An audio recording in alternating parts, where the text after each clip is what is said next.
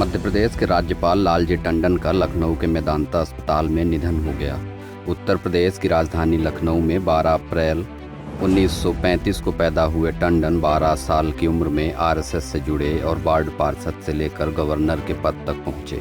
साल 2009 के लोकसभा चुनाव में बीजेपी ने टंडन को लखनऊ लोकसभा सीट से उम्मीदवार बनाया था। इससे पहले लखनऊ से पूर्व प्रधानमंत्री अटल बिहारी वाजपेयी सांसद चुने जाते थे। बीजेपी के कद्दावर नेताओं में शामिल टंडन वर्ष 1960 में पहली बार सभासद यानी पार्षद चुने गए थे। 2 बार पार्षद रहने के बाद 1978 में वो पहली बार विधान परिषद के लिए चुने गए। 1978 से 1996 के बीच वे 2 बार विधान परिषद के सदस्य भी रहे। फिर 1996 में पहली बार वे उत्तर प्रदेश विधानसभा के लिए चुने गए। 3 बार विधायक रहने के बाद साल 2009 में पहली बार लोकसभा का चुनाव लड़ा और जीते।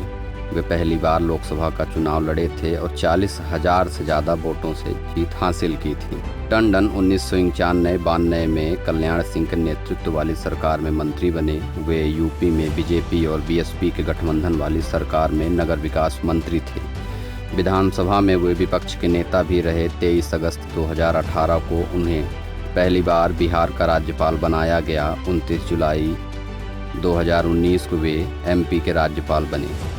लालजी टंडन पूर्व प्रधानमंत्री अटल बिहारी वाजपेयी के बहुत करीबी रहे। लालजी टंडन कहते थे कि अटल बिहारी वाजपेयी मेरे बड़े भाई और पिता हैं। दोनों ने करीब 50 साल साथ में काम किया। लालजी टंडन कोई भी बड़ा काम अटल जी के आशीर्वाद से ही शुरू करते थे। पूर्व प्रधानमंत्री भारत रत्न स्वर्गीय अटल बिहारी वाजपेयी और लालजी टंडन की 7 दशक की दोस्ती पर तमाम उतार चढ़ाव के बावजूद कभी राजनीतिक रंग नहीं चढ़ा।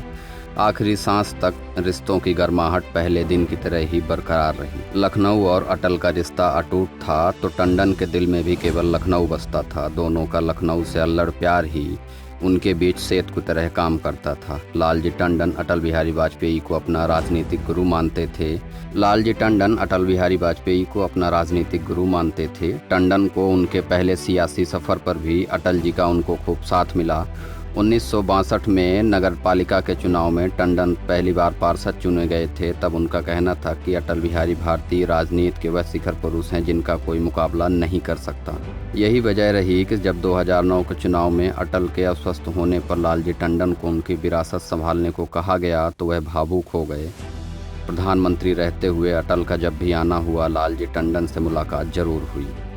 अटल जी को लखनऊ के चौक की ठंडाई हो या चाट या कचौड़ी बेहद पसंद थी। इसलिए लखनऊ आने से पहले वो टंडन को हमेशा कहते थे कि इन सब का इंतज़ाम करके रखना। अटल जी कहते थे मैं कितना भी व्यस्त रहूं लेकिन लखनऊ आऊँगा तो आपकी ठंडाई और कचौड़ी खाए बिना नहीं जाऊँगा।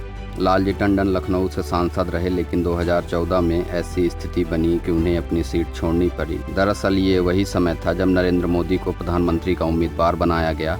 चर्चा थी कि पीएम मोदी उत्तर प्रदेश की किसी सीट से चुनाव लड़ सकते हैं। तब लालजी टंडन ने कहा था कि वे नरेंद्र मोदी के लिए अपनी सीट छोड़ने को तैयार हैं। बाद में राजनाथ सिंह लखनऊ से चुनाव लड़े और नरेंद्र मोदी वाराणसी से जीतकर प्रधानमंत्री बने थे। ये बात बहुत कम लोगों को ही पता है कि उत्तर प्रदेश की पूर्व मुख्यमंत्री और बसपा सुप्रीमो मायावती उन्हें राखी बांधती थीं। दरअसल उत्तर प्रदेश के चर्चित गेस्ट हाउस कांड के समय लालजी टंडन ने मायावती की जान बचाई थी। यही कारण है कि बहन जी उन्हें अपना भाई मान बैठी थीं और राखी बांधती थीं। बता दें कि 90 के दशक में जब उत्तर प्रदेश में भाजपा और बसपा की साझी सरकार बनी तब इसमें लालजी टंडन की अहम भूमिका थी।